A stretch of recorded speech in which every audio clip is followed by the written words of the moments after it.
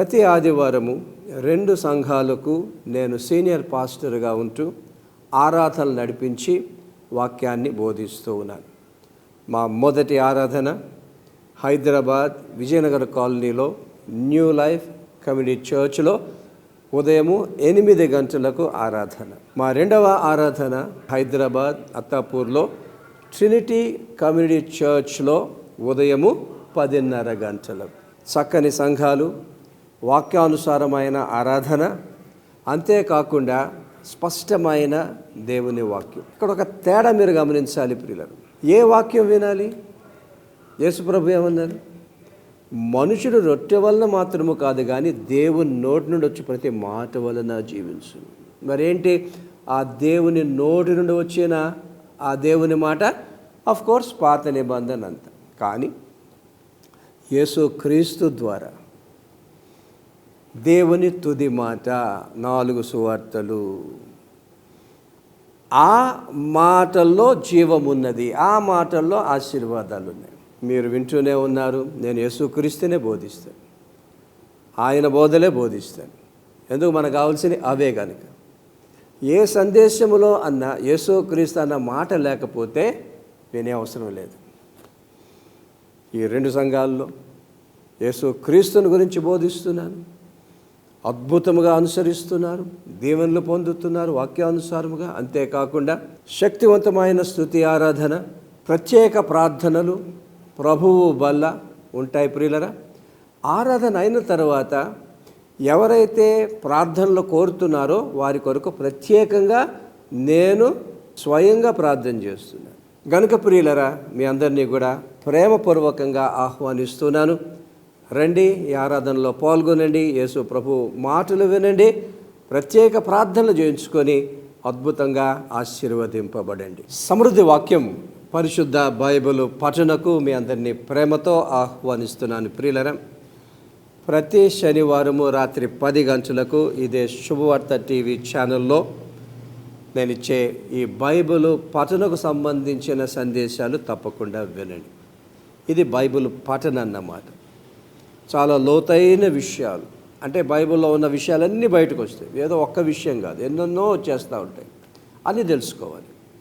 మీరు క్రమంగా వినండి, మీకు తెలిసిన వారందరికీ పరిచయం చేయండి. ఈ కార్యక్రమాల కొరకు ప్రార్థన చేయండి, నా కొరకు ప్రార్థన చేయండి. చివరిలో నేను ఇచ్చే సందేశానికి తప్పకుండా స్పందించి మీ అమూల్యమైన కానుకలు, స్పాన్సర్షిప్ తప్పకుండా చేయాలని యేసు ప్రభు పక్షంగా మీకు విజ్ఞాపన చేస్తూ ఉన్నాను. 2 ప్రాముఖ్యమైన ప్రకటనలు వినండి ప్రియులారా. వచ్చే వారము నుండి మీ కొరకు నేను ఈ సందేశాల్లో ప్రత్యేకంగా ప్రార్థన చేయనయ్యున్నాను. మీరేం చేయాలి అని అంటే, ఇప్పుడు వచ్చే ఈ సెల్ నంబర్ మీరు నోట్ చేసుకోండి. 8297320777. ఈ నంబర్కి మీ ప్రార్థన విజ్ఞాపనలు తెలియచేయండి.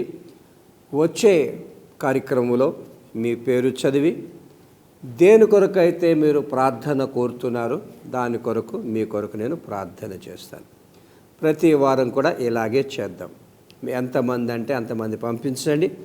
అంతమంది కోసం కూడా నేను టీవీలో మీ కొరకు ప్రార్థన చేస్తాను. మరొక ప్రాముఖ్యమైన ప్రకటన ఏమిటంటే, రక్షణకు సంబంధించిన ప్రశ్నలు కానీ సందేహాలు కానీ, నేను ఇచ్చిన వాక్యం విషయంలో ఉన్న కొన్ని సంగతులు కానీ ప్రశ్నలుగా మీరు వెయ్యాలి అని అంటే తప్పకుండా ఆ ప్రశ్నలు ఇదే వాట్సాప్ నంబర్కు పంపించండి. ఆ ప్రశ్నలకు వాక్యానుసారమైన కరెక్ట్ సమాధానాన్ని నేను తప్పకుండా ఇస్తాను. అప్పుడు రక్షణ గురించి ఇంకా తేటగా అర్థమవుతుంది, బైబిల్ ఇంకా తేటగా అర్థమవుతుంది.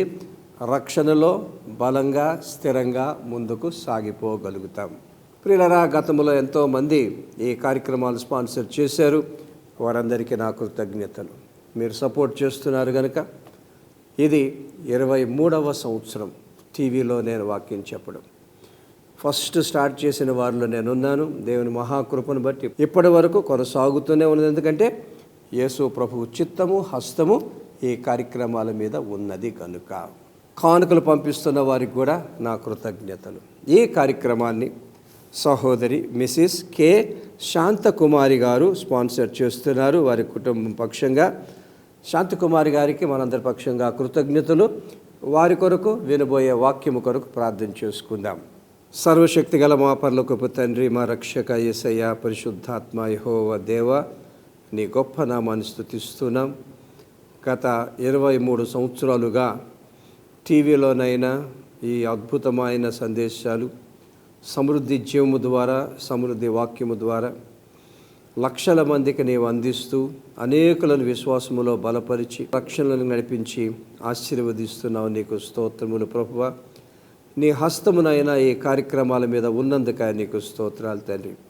గతంలో స్పాన్సర్ చేసిన వారందరినీ ఆశీర్వదించండి. ప్రతి నెల అమూల్యమైన కానుకలు పంపిస్తున్న వారిని మీరు దీవించండి.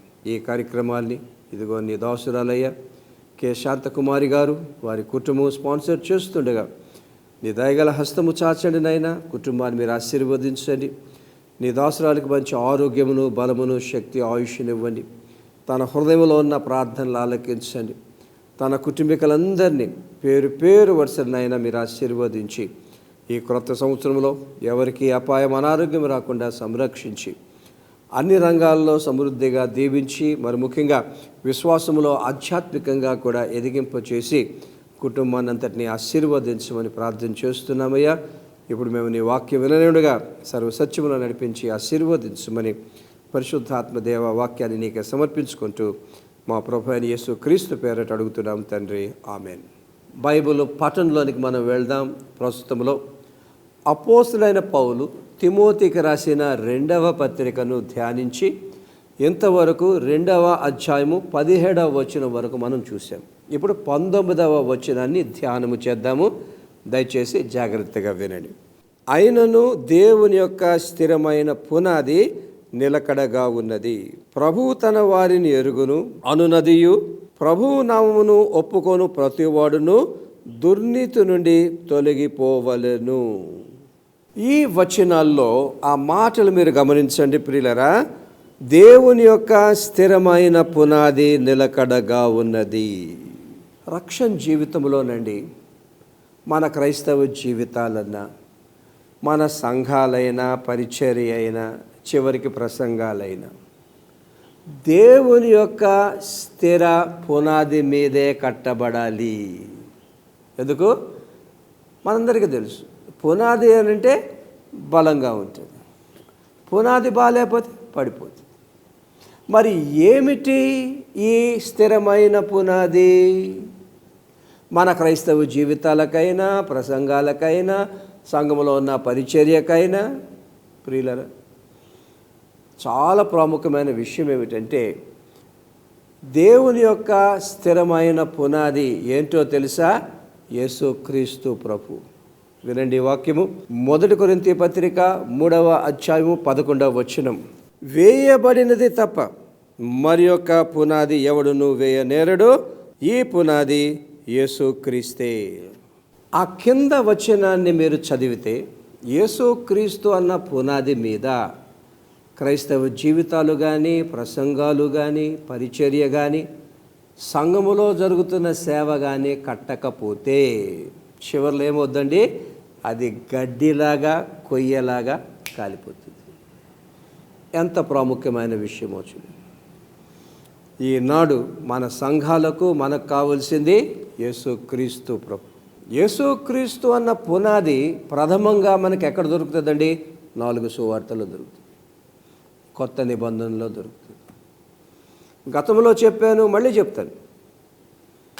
పాత నిబంధనను ఎవరు బోధించినా యేసు ప్రభు అన్న ఆ స్థిరమైన పునాదికి అన్వయించి బోధించాలి. యేసు ప్రభు అన్న పునాది వదిలేసి పాత నిబంధన కథలు ఎన్ని చెప్పినా వేస్ట్.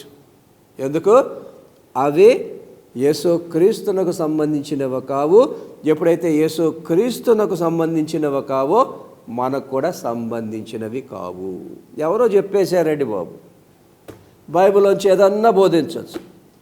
మనషే గురించి బోధించవచ్చు, దావీదు గురించి బోధించవచ్చు, అబ్రాహం గురించి బోధించవచ్చు. అక్కడక్కడే తిరిగి అక్కడక్కడే ఆగిపోవచ్చు. ఎవడో చెప్పేశాడు, అందరూ అదే ఫాలో అయిపోతున్నారు. భయంకరమైన తప్పు చేస్తున్నారండి. మళ్ళీ నేను చెప్తాను, పాత నిబంధన బోధించడానికి మనం పిలువబడలేదు. యేసు క్రీస్తును క్రొత్త నిబంధన బోధిస్తూ పాత నిబంధన వాడుకోవడానికే పిలువబడ్డాము. కానీ యేసు క్రీస్తు అన్న పునాది వదిలిపెట్టి పాత నిబంధనలో ఎవరు ఏది చెప్పినా కూడా యూస్లెస్, పనికిరాదు. ప్రతి ప్రసంగంలో యేసు ప్రభు అన్న మాట రావాలి, యేసు ప్రభువునకు సంబంధించిన విషయాలు రావాలి, 4 సువార్తల్లో ఉన్న విషయాలు బయటికి రావాలి, మిగతా కొత్త నిబంధనలు ఉన్న విషయాలు బయటికి రావాలి. ఎందుకు? మనము ఫాలో అయ్యేది క్రైస్తవ్యం. పాత నిబంధన యూదామతం. యూదామతము క్రైస్తవ్యానికి ఒక పరిచయమే కానీ పాత నిబంధనను యూదామతంగా ఎవరు బోధించరు. అయిపోయింది. పాత నిబంధన కొత్త నిబంధనకు సపోర్ట్గానే ఇచ్చారు. అందుకే దాన్ని పాత అన్నారు, కొత్త నిబంధన కొత్త అన్నారు. ఎక్కడ ఉందామని చెప్పండి? ఇంకా పాతలోనే ఉందామా, కొత్తకొద్దామా? సేవకులు నేర్చుకోవాలండి. Always preach the Old Testament through the eyes of the New Testament. Always remember, whatever text that you are preaching in the Old Testament, apply it to Jesus, the 4 Gospels and rest of the New Testament. అదనమాట స్థిరమైన పునాది. అయితే అక్కడ పౌలు గొప్ప మాట చెప్తున్నాడు, వినండి. యేసుక్రీస్తు అన్న స్థిరమైన పునాది మీద కట్టబడిన వారినే యేసు ప్రభు ఎరుగును. ఆ వచనాన్ని బట్టి చూస్తే యేసు ప్రభు నామము ఒప్పుకొను వారినే ఆయన ఎరుగును. వావ్! యేసు ప్రభు నామం ఒప్పుకోలేదు, ఆయన బోధ లేదు, ఆయన ప్రస్తావన లేదు, ఆయన చెప్పిన రక్షణ లేదు, దేవుని రాజ్యము లేదు, ఆయన చెప్పిన ఆజ్ఞలు లేవు, ఆయన చేయమన్న సేవ లేదు. ఎగిరిపోయింది అంతే. ఎంత భయంకరమైన పరిస్థితి సంఘం ఉందండి. దీనంతటికి కారణం ప్రియులారా సేవకులే. నేను నిస్సందేహంగా చెప్తాను, విశ్వాసులు ఎవరిని ఫాలో అవుతారండి? పాస్టర్లను, ప్రసంగికులు. వీరు యేసుక్రీస్తు అన్న పునాది కాకుండా, యేసుక్రీస్తు అన్న నామము కాకుండా ఏదేదో బోధిస్తున్నారు. వేస్ట్ అండి, వేస్ట్ ఆఫ్ టైం. దానివల్ల వచ్చేది ఏదీ లేదు, ప్రయోజనం ఏమీ లేదు.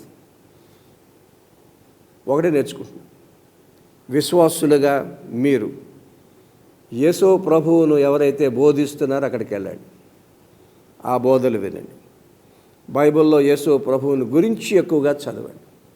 ఎందుకు? ఆయన మన బోధ కనుక. మన క్రైస్తవ జీవితాలైనా, యవనస్తులైనా, వివాహాలైనా, ఆధ్యాత్మిక జీవమైన, నైతిక జీవితమైనా, ఏదైనా సరే యేసు ప్రభు అన్న పునాదే. అది 4 సువార్తల్లో, కొత్త నిబంధనలో. అంతేకాకుండా సేవకులు దేవుని యొక్క స్థిరమైన పునాదినే బోధించాలి. అది జీసస్. ఆయన బోధలు, ఆయన ఆజ్ఞలు, ఆయన బోధించిన దేవుని చిత్తం, ఆయన అప్పగించిన సంఘానికి పరిచర్య, ఇవి చేయాలన్నమాట. అప్పుడు ఏమైపోద్ది ప్రియులరా? స్థిరమైన పునాది అంటూ యేసు ప్రభు అన్న పునాది మీద ఉంటాము. దాని ద్వారా వచ్చేది ఏంటంటే యేసు ప్రభు మనల్ని ఎరుగుదురు. ఎప్పుడైతే ఆయన నామం మనము తెలుసుకుంటాము. యేసుప్రభు అనేసరి కదండి, మీరు నన్ను ఎరగకపోతే నేను మిమ్మల్ని ఎరుగను. బుద్ధి లేని కన్యకలతో ఏమన్నారండి యేసుప్రభు? మీరెవరో నేను ఎరుగను. ఎత్తబడే సంఘం వచ్చినప్పుడు ఎంతెంత మందితో యేసుప్రభు అలాగంటారండి, మీరెవరో నేను ఎరుగను. ఎందుకు? మీరు నన్ను ఎప్పుడు ఎరగలేదు కనుక. పాత నిబంధనలు అందరి గురించి చాలా అద్భుతంగా తెలిసేసుకున్నారు. అది కాదు నాకు కావాల్సింది, నా గురించి మీరు ఎరగాలి. ఎందుకు? I am God's final revolution. దేవుని తుది ప్రత్యక్షీకరణ నేను. వాక్యము శరీరధారి అయి మన మధ్య నివసించాను. సో ఈ ఫౌండేషన్కి మళ్ళీ వద్దాం ప్రియులారా. ఎందుకండి? ఎంత బాగుందో వినండి. ఎక్కడైతే ఫౌండేషన్ బాగుంటుందో ఆశీర్వాదాలు వస్తాయండి. వీక్ ఫౌండేషన్, అనవసరమైన బోధల మీద చేసుకున్నాం అనుకోండి, నిలవదు, దీవెనలు రావు, కష్టం వచ్చినప్పుడు పడిపోతాం అంతే. సో పౌలు తిమోతికి రాసిన ఈ వచనము చాలా చాలా ప్రాముఖ్యము. 19వ వచనం మీరు మళ్ళీ చదవండి, చక్కగా మీరు ఆలోచన చేయండి, ఆ వాక్యాన్ని పాటించండి. ముఖ్యంగా సేవకులు ఈ విషయాన్ని గమనించాలని ప్రేమతో నేను వారికి విజ్ఞాపన చేస్తున్నాను. ముందుకెళ్దాం. 2 తిమోతి 2:20-21 వచనాలు చదువుకుందాం. గొప్ప ఇంటిలో వెండి పాత్రలను బంగారు పాత్రలను మాత్రమే కాక కర్రవియు మట్టివియు కూడా ఉండును. వాటిలో కొన్ని ఘనతకును కొన్ని ఘనహీనతకును వినియోగింపబడును. ఎవడైనను వీటిలో చేరక తన్ను తాను పవిత్రపరచుకున్న ఎడల వాడు పరిశుద్ధపరచబడి యజమానుడు వాడుకొనుటకు అర్హమైన ప్రతి సత్కార్యమునకు సిద్ధపరచబడి ఘనత నిమిత్తమై పాత్రయుండును. ఈ వచనాల్లో కూడా అమూల్యమైన సత్యాలు ప్రియుల. ఈ 2 వచనాల్లో భావం ఏమిటంటే, రక్షణ పొందిన విశ్వాసులు అంటే మీరు, పాస్టర్లు, ప్రసంగికులు, సేవకులు యేసు ప్రభువుకి ఎలాగుండాలండి? ఘనమైన పాత్రలుగా ఉండాలి. చక్కని సాదృశ్యం. ఒక ఇంట్లో బంగారు పాత్రలుంటాయి, వెండి పాత్రలుంటాయి, మట్టి పాత్రలుంటాయి, కర్ర పాత్రలుంటాయి. అతిథులు వచ్చినప్పుడు ఎందులో వడ్డిస్తామండి? అయితే మంచి పాత్రలే మనం వాడతాం. అప్పట్లో ఈ వెండి బంగారం వాడేవారు, ఇప్పుడు వాడడం లేదనుకోండి. కానీ అర్థం ఏంటంటే, ఘనమైన పాత్రల్లోనే భోజనం పెట్టాలి. అలాగే ఒక ఇంట్లో ఘనహీనమైన పాత్రలు కూడా ఉంటాయి. అంటే అవి పనికొస్తాయి కానీ దానిలో అంత విలువ ఉండదు. ఘనమైన పాత్రలోనే విలువ ఉంటుంది, దానిలోనే నాణ్యత ఉంటుంది. అంటే అర్థమేంటి ప్రియులారా? రక్షణ జీవితంలో మీరు నేను కూడా ఎప్పుడూ కూడా ఘనహీనమైన పాత్రలుగా ఉండరాదు, ఘనమైన పాత్రలుగానే ఉండాలి. మరి ఆ సందర్భాన్ని బట్టి చూస్తే ఏమిటి ఘనహీనమైన పాత్రలు? తిమోతి పత్రిక అంతా కూడా యేసు ప్రభువునకు వ్యతిరేకముగా ఉన్నవారే ఆ ఘనహీనమైన పాత్రలు. ఆయన బోధలు చెయ్యనవారే ఘనహీనమైన పాత్రలు. యేసు ప్రభువు చెప్పినట్టు సంఘాన్ని ఎవరైతే నడిపించడం లేదో ఘనహీనమైన పాత్రలు. యేసు ప్రభు ఆజ్ఞలు, బోధలు, యేసు ప్రభు వెల్లడించిన దేవుని చిత్తం, యేసు ప్రభు అప్పగించిన పరిచర్యలు సంఘంగా వ్యక్తిగతంగా ఎవరైతే చేయరో వారంతా కూడా ఘనహీనమైన పాత్రలు. ఆ పాత్రలు యేసు ప్రభువుకి అక్కరలేదు. అందుకే 21వ వచనంలో పౌలు అంటున్న మాటలు వినండి. ఎవడైనను వీటిలో చేరక తను తాను పవిత్రపరచుకొని ఎడల వాడు పరిశుద్ధపరచబడి. ఏంటొస్తుందనమాట? మళ్ళీ పైకి వెళ్తుంది అది. యేసు ప్రభు అన్న ఆ పునాదే ఘనమైన పాత్ర. ఆ యేసు ప్రభువునకు కట్టుబడి ఉన్నవారే ఘనమైన పాత్రలు. ఆయన బోధించువారే ఘనమైన సేవకులు. అంతేగాని యేసుప్రభుని వదిలేశారనుకోండి, వారు ఘనహీనమైన పాత్రలు అంటూ పౌలు అంటాడు. యేసు ప్రభువునకు వ్యతిరేకమైంది ఏదైనా సరే అది పనికిరానిది, అతి అపవిత్రమైనది. పరిశుద్ధపరచబడాలి, మళ్ళా ప్రభువులోనికి రావాలి, మళ్ళా క్రీస్తులోనికి రావాలి, క్రీస్తు మీద కేంద్రీకృతమైన ఆలోచనలోనికి రావాలి. అప్పుడేమైపోద్దండి? వారు ఘనమైన పాత్రలు అవుతారు. సో రక్షణ జీవితంలో ఇది ఒకసారి ఆలోచన చేద్దాం ప్రియులారా. అపవిత్రమైనది దేనిలో కూడా చెయ్యి వేయకుండా, ఘనహీనమైన పాత్రలు కాకుండా పరిశుద్ధమైన పాత్రలుగా, యేసు ప్రభువునకు కావలసిన పాత్రలుగా, ఆయన్ని వెంబడించే పాత్రలుగా, ఆయన శిష్యరికాన్ని చేపట్టే పాత్రలుగా. యేసు ప్రభు శిష్యరికాన్ని గురించి ఎవరు చెప్తున్నారండి ఈ రోజుల్లో? అడగండి ఒక మాట నన్ను. యేసు ప్రభు ఏమన్నారు? రక్షణ పొందిన వారందరూ నా శిష్యులుగా చేయమన్నారు. మత్తయి 28:19 ఎంతమంది సేవకులు, ప్రసంగికులు రక్షణ పొందిన వారిని యేసు ప్రభువునకు శిష్యులుగా చేస్తున్నారండి. అబ్రహాముకు శిష్యులుగా చేయమనలేదు, యాకోబు శిష్యులుగా చేయమనలేదు.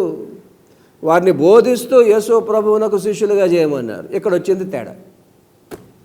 ఈ లింక్ తెలియదు, ఏదన్నా చెప్పుకోవచ్చు అనుకుంటున్నారు. కానీ ఘనమైన పాత్రలు ఎవరండి? దేవుని స్థిరమైన పునాది అయిన యేసుక్రీస్తు. దానికి సంబంధించింది ఏదైనా సరే అది అపవిత్రమే. Come to Jesus. ఎందుకు? ఆయనే మన నీతి అయి ఉన్నాడు. యేసు ప్రభువే మన జ్ఞానమై ఉన్నాడు. Come to Jesus, come on. యేసు ప్రభు దగ్గరికి వచ్చేసేయండి. ఏదేదో చెబుతూ యేసు ప్రభు అన్న స్థిరమైన పునాది నుండి విశ్వాసులను వేరు చేయొద్దు. తీర్పులోకి వస్తారండి. యేసు ప్రభు దగ్గర ఏమన్నారండి? నన్ను గూర్చి కానీ నా మాటలను గూర్చి కానీ ఎవరైతే నిరాకరిస్తారో, సిగ్గుపడతారో, నా దేవదూతలతో వచ్చినప్పుడు నేను వారిని గురించి సిగ్గుపడతానన్నారు. ఎక్కడ పోయిందండి ఇదంతా? ఎందుకు చదవటం లేదు? నా విజ్ఞాపన అండి, ముందు 4 సువార్తలు చదివేసేయండి. ఫస్ట్ సేవకులందరూ 4 సువార్తలే 100 సార్లు చదవండి. తక్కిన తర్వాత చూసుకుందాం. అక్కడే ఉంది మన ఉనికి, అక్కడే ఉంది మన జీవితం, అదే మన గుండె చప్పుడు. యేసు ప్రభు అన్న స్థిరమైన పునాది వదిలిపెట్టేసి ఏదో చెప్పుకుంటే సంఘం ఎప్పుడు బాగుపడుతుందండి? విశ్వాసులు ఎప్పుడు ఎదుగుతారండి? ఆధ్యాత్మికంగా ఎప్పుడు ఎదుగుతారు? ప్రభు రాకడ కొరకు ఎప్పుడు సిద్ధపడతారు? ఇదండి ఏవి ప్రాముఖ్యము వాటి మీద మనసు పెట్టాలండి. అయితే ఆ వచనములో పౌలు ఎంత చక్కగా అంటాడు చూడండి. ఎవరైతే యేసుక్రీస్తునకు ఘనమైన పాత్రలుగా ఉంటారో వారి గురించి 3 సంగతులు అక్కడ పౌలు ప్రస్తావన చేస్తున్నాడు. నెంబర్ 1, యజమానుడు వాడుకొనుటకు అర్హమైన పాత్ర. యేసు ప్రభువే మన యజమాని అండి. ఆయనకు మనము అర్హులమైన పాత్రలుగా ఉండాలి అని అంటే మళ్ళీ యేసు ప్రభు అన్న పునాదికే రావద్దు. యేసు ప్రభు అన్న పునాది వదిలేసి ఏదని చెప్పామనుకోండి, అనర్హులం అన్న మాట యేసు ప్రభుకి అక్కర్లేదు. అక్కడ ఇంకో మాట అంటారు, సత్కార్యమునకు స్థిరపరచబడి. ఏంటా సత్కార్యం? పౌలు చెప్పే మాటలన్నీ సత్కార్యాలు. పౌలు మనసులోనండి ఒకే ఒక వ్యక్తి అండి బాబు, యేసు ప్రభు. కళ్ళు తెరిచినా యేసు ప్రభువే, కళ్ళు మూసినా యేసు ప్రభువే. ఈరోజు సంఘం అలా తయారవ్వాలండి, పాస్టర్లు అలా తయారవ్వాలండి, ప్రసంగికులు అలా తయారవ్వాలండి. నోరు విప్పితే యేసు ప్రభువే రావాలి అందులోంచి. ఎన్నెన్ని చక్కని మాటలు అంటాడండి పౌలు. నాకు మట్టుకైతే బ్రతుకుట క్రీస్తే, చావైతే లా. We live for Jesus. Come on, start preaching Jesus from the 4 Gospels, rest of the New Testament, and use the Old Testament to support the New Testament. సత్కార్యాలన్నీ ఎక్కడున్నాయండి? యేసు ప్రభువులో ఉంది. ఆయన బోధలే సత్కార్యాలు, ఆయన బోధలే సత్యమైన బోధలు. ఏం చెప్పుకుంటాం అన్నమాట? యేసు ప్రభు అన్న పునాదిని వదిలేస్తే ఎవరు కూడా సత్కార్యాలు చేయటం లేదు, ఉత్త కాలక్షేపం చేస్తున్నారు. అక్కడ 3వది అంటాడు, ఘనత నిమిత్తమైన పాత్రయుండును. నిజంగా యేసు ప్రభు అన్న స్థిరమైన పునాది మీదే మన క్రైస్తవ జీవితాలైనా, ప్రసంగాలైనా, బైబిల్ బోధలైనా, చివరికి క్రీస్తు సంఘమైనా కట్టుకుంటే ఘనత నిమిత్తమైన పాత్రయుందుము. ఎలాగండి? అట్టివారే యేసు ప్రభువును ఘనపరిచేవారు. వారిని బట్టే యేసు ప్రభువునకు ఘనత. అంతేకాదండి, బైబిల్లో ఉందండి మాట, నన్ను ఘనపరచు వారిని నేను ఘనపరుస్తాను. ఒకడు నన్ను సేవించిన యెడల నా తండ్రి అతన్ని ఘనపరచును. ఎప్పుడైతే విశ్వాసులుగా, సేవకులుగా, పాస్టర్లుగా, సంఘాలుగా యేసు క్రీస్తునకు ఘనమైన పాత్రలుగా ఉంటామో యేసు ప్రభువే మనం ఘనపరిచి ఆశీర్వదిస్తారండి. ఊరినే ప్రాకులాడే పని లేదు. రూల్స్ పాటిస్తే చాలు ఆశీర్వాదాలు వచ్చేస్తాయి. సరే ప్రియులారా, సమయం అవుతున్నది. ఈ విషయాలు మీరు గమనిస్తున్నారని నేను కోరుతూ ఉన్నాను. మనసులో పెట్టుకోండి, అనుసరించండి. మీకు తెలిసిన వారందరికీ కూడా ఈ విషయాలు తప్పకుండా చెప్పండి. ప్రియులారా, పోయిన వారం నేను ఇచ్చిన సందేశానికి చాలామంది స్పందించారు. కరెక్ట్ ఆన్సర్స్ రాసిన వారి పేర్లు చదువుతున్నాను, వినండి. శేఖర్ కుమార్ కడప, నీలిమ ప్రకాశం జిల్లా, వసంత లక్ష్మి నల్గొండ, కావ్య జోసెఫ్ హైదరాబాద్, కమల గల్ఫ్ నుండి, ప్రమీల ముంబై, విజయబాబు ఏలూరు, సహోదరుడు Jonathan Gangavathi Karnataka, sister Mahalakshmi Qatar, sister Nagamani Visakhapatnam, brother Subrahmanyam Uttar Pradesh, సహోదరి భారతి కుమార్ గల్ఫ్, సహోదరి Glory Kadapa, D Mithusha, Garnepudi Baby Guntur, doctor Yashoda Patel, సహోదరి పి మాలతి పాల్, సహోదరి డి మేరీ సుజాత, సహోదరి చంద్రవతి, సహోదరి ఫీబీ శేఖర్, కుమారి డి దీప్తి కేరళ్. అద్భుతంగా రాశారు. మిమ్మల్ని నేను కంగ్రాచులేట్ చేస్తూ ఉన్నానంటే కరెక్ట్గా వింటున్నారు అన్నమాట. అప్పుడే ఆన్సర్స్ వస్తాయి. సో మీ కొరకు ఒక అద్భుతమైన సర్టిఫికేట్ ప్రిపేర్ అవుతున్నది, పంపిస్తాను ప్రియులరా. దాన్ని మీరు పెట్టుకోండి. అది నిజంగా 2వ తిమోతి మీకు అర్థమైంది అని చెప్పడానికి అద్భుతమైన సర్టిఫికేట్. అది నేను స్వయముగా మీకు నా సంతకము చేసి ఇస్తున్న సర్టిఫికేట్. నేను ఇప్పుడు మీకు ఇచ్చిన సందేశానికి సంబంధించిన ప్రశ్నలు రాసుకోండి ప్రియులరా. 2వ తిమోతి 2:19 ప్రకారం దేవుని స్థిరమైన పునాది ఏమిటి? రెండవ ప్రశ్న, యేసుక్రీస్తు అను పునాది మీద 3 విషయాలు కట్టుకోవాలి, అవి ఏంటి?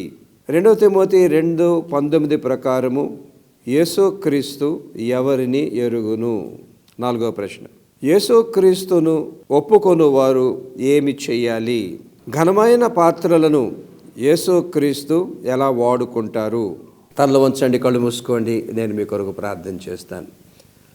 సర్వశక్తిగల మా పరలోకపు తండ్రి, మా ప్రభు అయిన యేసుక్రీస్తు ప్రభువ, పరిశుద్ధాత్మ, త్రియేక యెహోవా దేవ, మహిమ ఘనత నీకే కలుగును గాక. ఈ చివరి దినాల్లోనైనా స్పష్టమైన నీ వాక్యాన్ని కొన్ని లక్షల మందికి సమృద్ధి వాక్యము ద్వారా అందిస్తున్నందుక నీకు స్తోత్రములు ప్రభువ. విన్న వాక్యాన్ని మా వెనుకిడిలో 100 ఫలింపచేయండి. వాక్యం విన్న బిడ్డల కొరకై ప్రత్యేకంగా ప్రార్థన చేస్తున్నాను నైనా. ఎవరినైనా ఎలాంటి బంధకాల్లో, శ్రమల్లో, కష్టాల్లో, ఇబ్బందుల్లో ఉన్న నీ సిలువ శక్తిని వారి మీద ప్రోక్షించి అద్భుతమైన విడుదల దయచేయమని ప్రార్థన చేస్తున్నాం ప్రభువ. కుటుంబాల్లో శాంతి సమాధానాలు దయచేయండి అయినా, మంచి ఐక్యతలు దయచేయండి, ప్రేమలు దయచేయండి, సమాధానము దయచేసి ప్రతి కుటుంబాన్ని నీ రాజ్యముగా కట్టమని ప్రార్థన చేస్తున్నాం ప్రభువ. ఈ చివరి దినాల్లోనైనా మేము అసలైన వాక్యం మీద కట్టబడి ఎత్తబడే సంఘములో ఉండుటకు వాక్యానుసారముగా సిద్ధపడుటకు సహాయం చేసి ఆశీర్వదించమని, వాక్యం విన్న వారిని, ఈ కార్యక్రమాలను, దాసునైన నన్ను, సేవకులందరినీ, సంఘాలను, విశ్వాసులను, చివరికి మా దేశాన్ని సైతం ఆశీర్వదించమని ఈ ప్రార్థన మా ప్రభువును రక్షకుడైన యేసుక్రీస్తు పేరిట అడుగుతున్నాము తండ్రి, ఆమేన్. ఈరోజు నేను మీకు అందించిన సందేశాన్ని విన్నందుకు నా పక్షంగా మీకు కృతజ్ఞతలు ప్రియులరా. ఈ సమృద్ధి వాక్యం కార్యక్రమాల కొరకు తప్పకుండా మీరు ప్రార్థన చేయండి. ఈ కార్యక్రమాలు రాను దినాల్లో నిరాటంకంగా కొనసాగుటకు మీ వంతు సహాయాన్ని, సహకారాన్ని, కానుకలను కూడా తప్పకుండా పంపించండి. ఇక్కడ వస్తున్న QR కోడ్ ద్వారా మీరు కానుకలు పంపించవచ్చు. అలాగే ఆన్లైన్ ద్వారా ఇక్కడ వస్తున్న సమాచారాన్ని బట్టి కూడా మీరు కానుకలు పంపించవచ్చు. ఎవరైనా MO చేయాలి అని అంటే మరి MO చేయడానికి ఈ వివరాలు దయచేసి వాడుకోనండి. ఎవరైనా ఒక కార్యక్రమాన్ని స్పాన్సర్ చేయాలంటే ఈ నంబర్ 9848866454 తప్పకుండా సంప్రదించండి, స్పాన్సర్ చేయండి. యేసు ప్రభు అసలైన వాక్యాన్ని, ఖచ్చితమైన వాక్యాన్ని, క్రీస్తు సంఘము విశ్వాసులు వినవలసిన వాక్యాన్ని మీరు అందిస్తున్నారు గనుక యేసు ప్రభు తప్పకుండా మిమ్మల్ని సమృద్ధిగా ఆశీర్వదిస్తారు. ఆశీర్వాదం చెప్తున్నాను ప్రియులరా. తలలో వంచండి.